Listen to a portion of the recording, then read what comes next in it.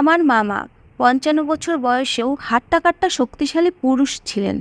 বয়স ৫৫ বছর, কিন্তু তিনি এখনও যুবক পুরুষের মতো শরীর স্বাস্থ্যের অধিকারী ছিলেন। তিনি মামিকে খুব ভালোবাসতেন আর সবসময় মামিকে হাসি খুশি রাখতেন।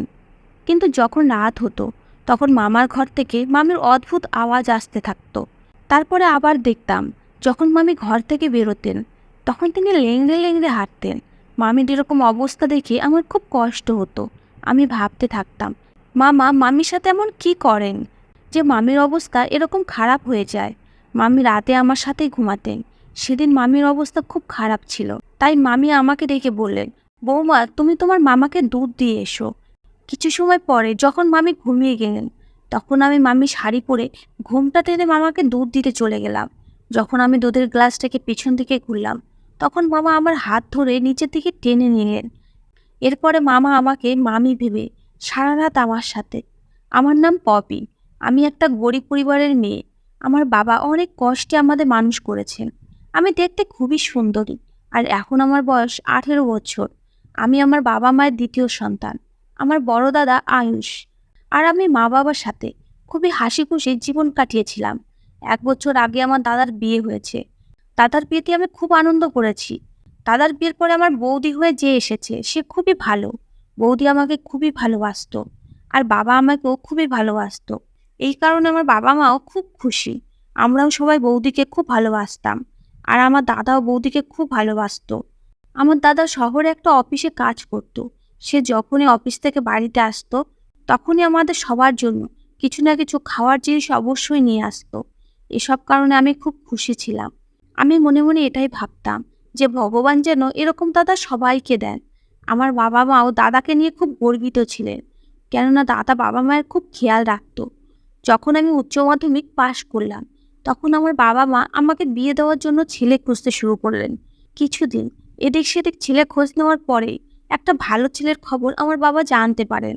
বাবা যখন সেই ছেলের সম্বন্ধে খোঁজ খবর নিলেন তখন তিনি জানতে পারলেন যে ছেলে খুবই ভালো। ছেলের নাম যশ, কিন্তু ওর বাবা মা জীবিত নেই। ওর মামা মামি ওকে নিজের ছেলের মতো করে মানুষ করেছে। ছেলে খুবই ভদ্র, আর ওর কোনো বদ অভ্যাসও নেই। আমি যখন আমার বিয়ের কথা শুনলাম তখন আমার মনের মধ্যে বিভিন্ন রকমের স্বপ্ন আসতে লাগলো। বিয়ের পরে কি কি হবে আমি সেসব স্বপ্ন দেখতে লাগলাম।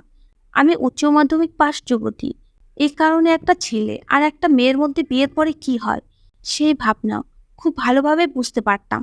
বাবা ভাবলেন পরিবার যখন ভালো তখন দেরি করা উচিত না। এই কারণে বাবা তাড়াতাড়ি করে আমার বিয়ের দিন ঠিক করে দিলেন। 15 দিন পরেই লগ্ন দেখে আমার বিয়ে ঠিক করে দেওয়া হলো।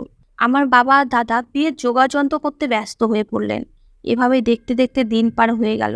বরযাত্রী আসার পরে খুব ধুমধাম করে শান্তিপূর্ণভাবে বিয়ে হয়ে গেল। আর বিয়ে হয়ে আমি আমার শ্বশুরবাড়িতে এসে গেলাম। শ্বশুরবাড়িতে আমার স্বামী, মামা এবং মামি আমাকে বরণ করে নিলেন। তারা আজকে খুব খুশি। বিয়ের সমস্ত নিয়মকানুন পালন করার পরে আমাকে খুব সুন্দর করে সাজানো বাসর ঘরে বসিয়ে দেওয়া হলো।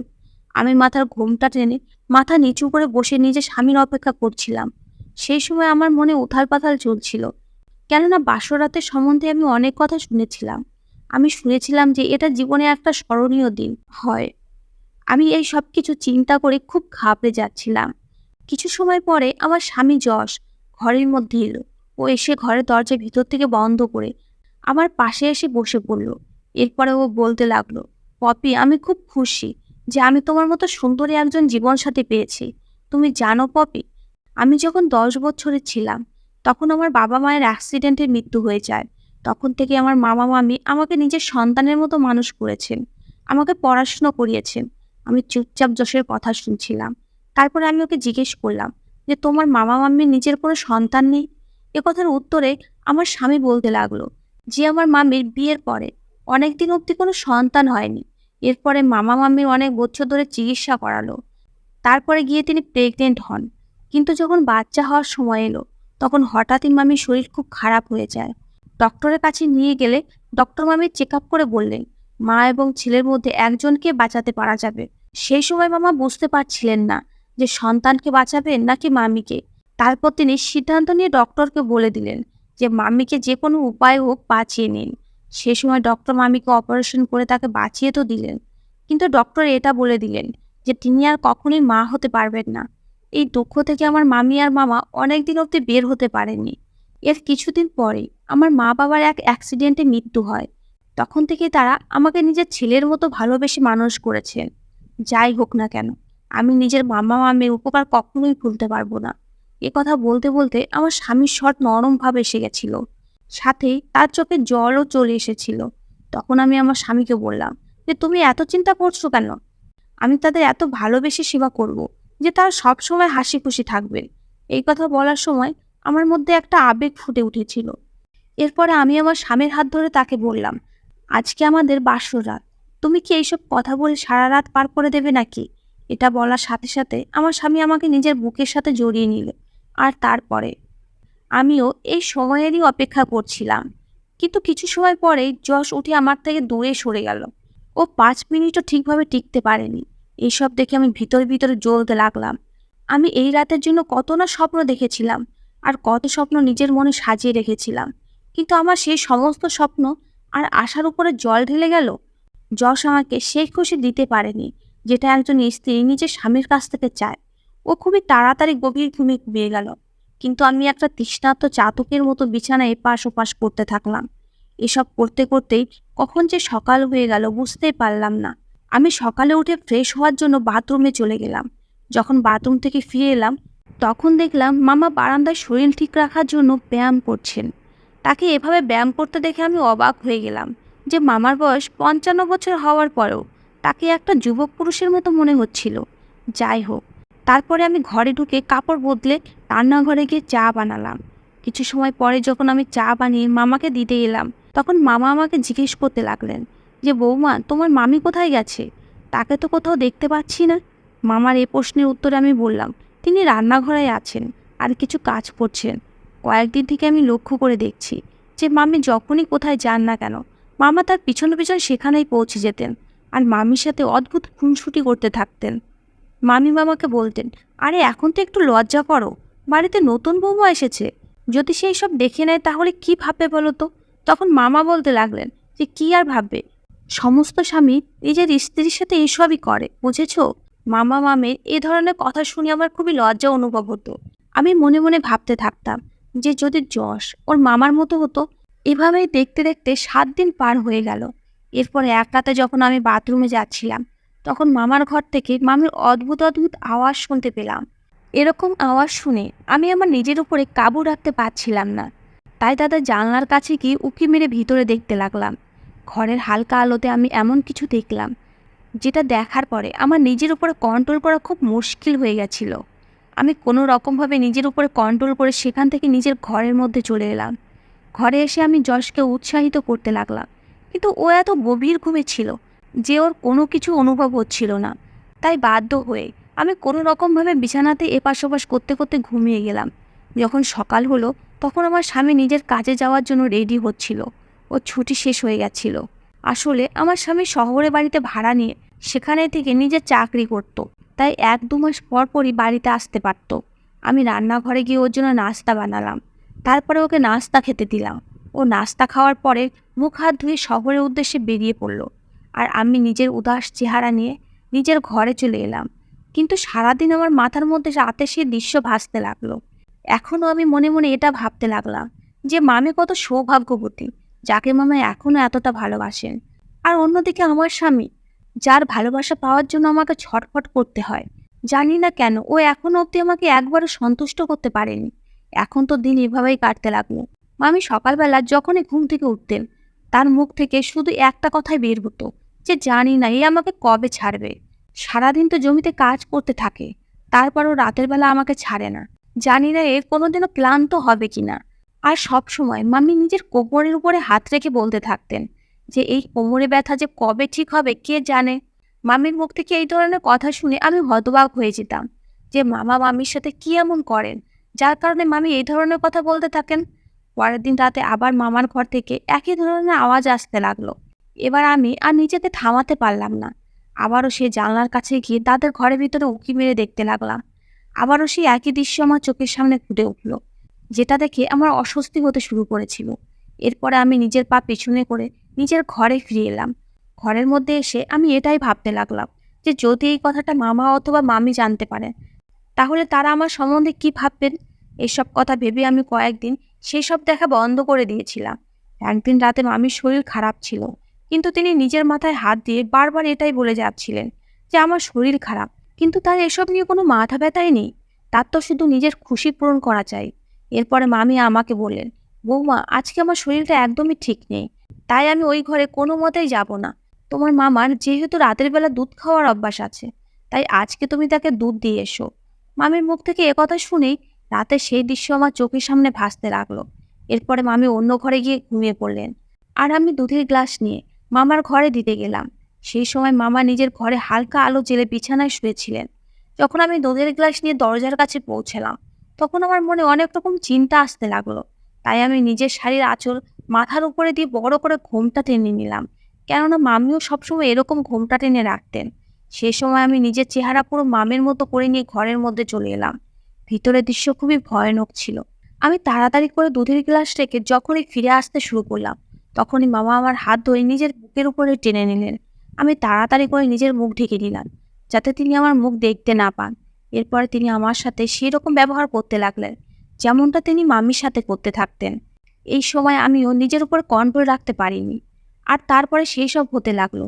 এরপর যখন তিনি ক্লান্ত হয়ে ঘুমিয়ে গেলেন, তখন আমি সেখান থেকে উঠে নিজের ঘরে চলে এলাম। আজকে আমি খুব খুশি। ঘরে বসে বসে এটাই ভাবছিলাম যে মামির অবস্থা কেন এরকম থাকে। সেই আইডিয়া আজকে আমি পেয়ে গেছি। এরপর আমি বিছানাতে শুয়ে ঘুমিয়ে গেলাম। কখন যে আমি গভীর ঘুমে ঘুমিয়ে গেলাম জানতেই পারলাম না। যখন সকালে আমার চোখ খুললো, তখন আমার খুব ফ্রেশ অনুভব হচ্ছিল।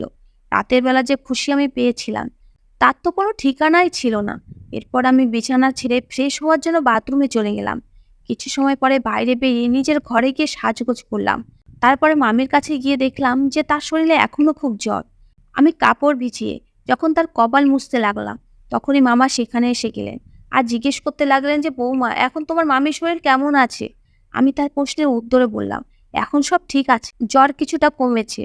একথা বলতে বলতে সেই সময় আমি অনুভব করলাম যে মামা আমাকে গভীরভাবে দেখে যাচ্ছিলেন। এর আগে তিনি কখনো এরকম গভীরভাবে আমার দিকে তাকিয়ে দেখেননি। এখন আমার মনে হতে লাগলো যে তিনি রাতের ব্যাপারটা জানতে পেরে যাননি তো, যে মামির জায়গায় আমি ছিলাম। এইসব কিছু চিন্তা করে আমি একদম ঘাবড়ে গেছিলাম। আমার মনে হতে লাগলো যে এই কথাটা যদি মামা জানতে পেরে যান, তাহলে না জানি তিনি আমার ব্যাপারে কি কি ভাববেন। সারাদিন পরে যখন রাত হলো, তখন আবারও মামি আমাকে বলতে লাগলেন যে বৌমা আজকেও আমার শরীর পুরো ঠিক হয়নি, আর যতক্ষণ অবধি না আমার শরীর পুরো ঠিক হচ্ছে ততক্ষণ অবধি আমি তোমার মামার কাছে যাব না। যদি আমি এই অবস্থায় তোমার মামার কাছে যাই, তাহলে আমার শরীর আরও বেশি খারাপ হয়ে যাবে। এই কারণে তুমি তোমার মামাকে দুধ দিয়ে এসো, না হলে তোমার মামা আমাকে খুঁজতে খুঁজতে এখানে অবধি এসে যাবে। মামির এ কথা শুনে তো আমার যেন খুশির ঠিকানা রইল না। আমি আবারও ভাবতে লাগলাম যে আজকে কেন না আবার সেই মজা নেওয়া যাক। রাতের বেলা যখন মামি ঘুমিয়ে পড়লেন, তখন আমি আবারও দুধের গ্লাস নিয়ে মামার ঘরের মধ্যে চলে গেলাম। আমি যখন ওই দুধের গ্লাস রেখে পিছনের দিকে ফিরলাম, তখনই মামা আবার আমার হাত ধরিয়ে নিলেন আর বলতে লাগলেন যে কি হলো বৌমা, এভাবে চলে যাচ্ছ কেন। মামার মুখ থেকে এই কথা শুনে তো আমি একদমই ঘাবড়ে গেলাম। আমি ভাবলাম যে হয়তো এখন আমার সাথে এখন অসম্ভব কিছু হতে যাচ্ছে। কিন্তু মামা বলতে লাগলেন, আমি জানি যে কালকে রাতে তোমার মামির জায়গায় তুমি ছিলে। তখন আমি মামাকে বললাম যে যদি আপনি জানতেনই যে আমি ছিলাম, তাহলে আমাকে কিছু বলেননি কেন। এ কথার উত্তরে মামা বলতে লাগলেন যে বৌমা আমি জানি যে তুমি যশের সাথে খুশি নও, যদিও তুমি আমাকে এই কথা বলনি, কিন্তু তোমার কষ্টকে আমি খুব ভালোভাবে অনুভব করতে পারি। দেখো বৌমা, তুমি এসব নিয়ে একদমই চিন্তা করো না। আমি এমন ব্যবস্থা করে নিয়েছি যে তুমি মা হবে না। মামার মুখ থেকে এরকম কথা শুনে আমি চিন্তামুক্ত হয়ে গেলাম। কিন্তু এখনও আমার মনে কিছুটা ভয় ছিল যে যদি এই কথাটা আমার স্বামী জানতে পেরে যায়, তাহলে আমার অবস্থা কি হবে। কিন্তু এই সময় এই সব চিন্তাকে আমি এক সাইডে করে রাখলাম আর মামার সাথে নিজের খুশি শেয়ার করতে লাগলাম। সেই রাতেও মামা যখন ঘুমিয়ে গেলেন, তখন আমি নিজের ঘরের মধ্যে এসে শুয়ে পড়লাম। এখন তো এটা প্রতিদিনই হতে লাগলো। আমিও খুব খুশি থাকতে লাগলাম, আর মামাও যেন প্রতি রাত আমার অপেক্ষা করতে থাকতেন। এভাবে 1 মাস পার হয়ে গেল। তারপর একদিন হঠাৎই আমার স্বামী বাড়িতে চলে এলো। সেদিন আমি খুব খুশি ছিলাম। যখন রাত হলো, তখন সবাই খাবার খাওয়ার পরে নিজের নিজের ঘরে চলে গেলেন। আমি আর আমার স্বামীও নিজের ঘরে চলে এসেছিলাম। সেটাতে আমার অনুভব হলো যে ও এখনও আগের থেকে অনেক ভালো হয়ে গেছে, কিন্তু ততটাও বেশি না। তারপরেও ক্লান্ত হয়ে গভীর ঘুমে ঘুমিয়ে গেল। ওকে এভাবে এত গভীরভাবে ঘুমাতে দেখে আমার ভেতরে ভেতরে আগুন জ্বলতে লাগলো। তখনই একবার ভাবলাম যে আমি মামার কাছে চলে যাই, কিন্তু যশ বাড়িতে ছিল। এই কারণে আমি নিজেকে কোনো রকমভাবে বুঝিয়ে শুনে ঘুমিয়ে গেলাম। যখন সকাল হলো তখন যশ বলল আমি 15 দিনের জন্য শহরে যাচ্ছি, 15 দিন পরে অফিসে ছুটি নিয়ে আবার ফিরে আসবো। যশের মুখ থেকে এই কথা শুনে তো আমি খুব খুশি হয়ে গেলাম। এরপর আমি সারাদিন ধরে রাতে সেই ব্যাপারে ভাবতে লাগলাম। সেই দিন যেন পার হচ্ছিল না। অনেক কষ্টে যখন রাত হলো আবার মামি ঘুমিয়ে গেলেন, তখন আমি আবার মামার ঘরের মধ্যে চলে গেলাম। সেই রাতে আমি গিয়ে দেখলাম যে মামা খুব অধীর আগ্রহে আমার অপেক্ষা করছিলেন। এরপরে আমার যাওয়ার সাথে সাথে তিনি শুরু হয়ে গেলেন। সে রাতেও আমি পুরোদমে সন্তুষ্ট হয়ে গেছিলাম, আর আমি খুব বেশি খুশি হচ্ছিলাম। এভাবেই দিন কাটতে লাগলো। 15 দিন পরে যখন আমি বাড়ির কাছে ব্যস্ত ছিলাম, তখন আমার স্বামী যশ বাড়িতে ফিরে এলো। ওকে দেখে তো আমার মন খারাপ হয়ে গেল। তাই আমি ওকে জিজ্ঞেস করতে লাগলাম যে কি হলো, তুমি এত তাড়াতাড়ি ফিরে এলে? ও আমার কাছে এসে খুব খুশি হয়ে বলতে লাগলো যে পপি, এখন থেকে আমি বাড়িতেই থেকে আমার ডিউটি করব, কেননা এখন আমি আর তোমাকে বেশি কষ্ট দিতে চাই না। ওর মুখ থেকে এই ধরনের কথা শুনে তো আমি খুব চিন্তায় পড়ে গেলাম যে যশ আজকে এই ধরনের কথা বলছি কেন। এরপরে আবারও বলতে লাগলো, তুমি জানো পপি, তোমার মতো স্ত্রী অনেক ভাগ্য করেই পাওয়া যায়। আমি খুব ভাগ্যবান যে তোমার মতো এত ভালো স্ত্রী পেয়েছি। কেননা যখন কোনো মেয়ে নিজের স্বামীর কাছ থেকে সন্তুষ্ট পায় না, তখন সে পরপুরুষের খোঁজ করতে থাকে। কিন্তু আমার এরকম অবস্থা সত্ত্বেও তুমি এরকম কিছুই করোনি। তুমি আমার বিশ্বাসে মর্যাদা রেখেছো। এটাই আমার জন্য খুব গর্বের ব্যাপার। স্বামীর মুখ থেকে নিজের সম্বন্ধে এই ধরনের কথা শুনে আমি নিজেই নিজেকে মনে মনে গালি দিতে লাগলাম। আমি ভাবতে লাগলাম যে আমার স্বামী আমার উপরে কতটা ভরসা করেছিল, কিন্তু আমি তার পিছনে কী সব করে যাচ্ছিলাম। এত ভালো স্বামীকে আমি ধোঁকা দিয়েছি। এই সময় আমার নিজে থেকে ঘৃণা হতে শুরু করেছিল, আর আমি ভিতরে ভিতরে খুব অস্বস্তি অনুভব করছিলাম। আমার স্বামী আরও বলতে লাগলো যে তুমি জানো পপি, আমার একটা গুপ্ত রোগ ছিল যার চিকিৎসা আমি শহর থেকে করিয়েছিলাম। এই অসুখের কারণে আমি এখনো বিয়েও করতে চাইতাম না, কিন্তু মামা মামির কথায় আমাকে তোমাকে এত তাড়াতাড়ি বিয়ে করতে হয়। কিন্তু এখন চিকিৎসার কারণে আমার এই অসুখ একদমই ঠিক হয়ে গেছে। যখন রাত হলো তখন আমার স্বামী থেকে এই খুশি পেয়েছিলাম, যেটা আমি বিয়ের পরে আমার স্বামী থেকে কখনোই পাইনি। আজকে আমি খুব খুশি। পরের দিন সকালে যখন মামার নজর আমার উপরে পড়লো, তখন আমি তার সামনে থেকে নিজের মুখ লুকাতে থাকলাম। সেই সময় আমার নিজের ভুলের অনুভব হয়ে গেছিল যে আমি একটা মারাত্মক ভুল রাস্তায় চলছিলাম। কিন্তু এখন আমি আমার স্বামীকে আর ধোঁকা দিতে পারবো না। সেদিনের পর থেকে আমি মামার ঘরে যাওয়া ছেড়ে দিয়েছি, আর এখন আমি নিজের স্বামীর সাথে খুব খুশি থাকতে শুরু করেছি। মামাও বুঝতে পেরে গেছিলেন যে এখন আমি অনুতাপে আগুনে জ্বলছি, আর কোথাও না কোথাও তিনি নিজের ভুলে অনুভব করতে পেরেছিলেন। সেদিনের পর থেকে মামাও আমার উপরে খারাপ নজর দেওয়া বন্ধ করে দিয়েছিলেন। তিনি এখন একজন ভালো মানুষের মতো থাকতে শুরু করেছেন। এখন আমি বুঝতে পেরেছি যে যখন কোনো পুরুষ বা মহিলা নিজের স্বামী বা স্ত্রী থেকে সন্তুষ্ট হয় না, তখন সে খারাপ রাস্তায় চলতে শুরু করে দেয়। কিন্তু আমি আপনাদেরকে এইটুকুই বলতে চাই যে আপনারা প্রথমে এটা নিশ্চিত হয়ে নিন যে তার কি সমস্যা হচ্ছে। যদি আপনি এই সমস্যাটার সমাধান বের করে ফেলতে পারেন, তাহলে আপনার খারাপ রাস্তা চলা দরকারই পড়বে না। কেননা এই রাস্তাতে হয়তো আপনি শুধুমাত্র কিছু সময়ের জন্য সন্তুষ্ট হতে পারবেন, কিন্তু এর জন্য আপনাকে সারা জীবন পস্তাতে হবে। ধন্যবাদ বন্ধুরা।